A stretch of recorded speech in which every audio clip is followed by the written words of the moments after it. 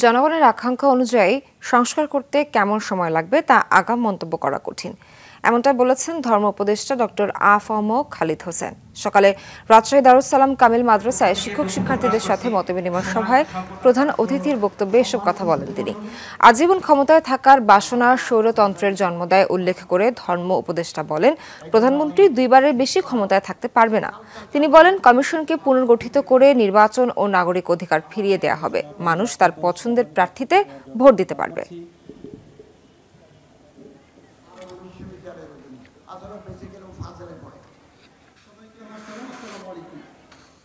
আইন তার নিজস্ব গতিতে চলুক, এটা চাই এবং এটা আমরা নির্দেশনা দিয়েছি।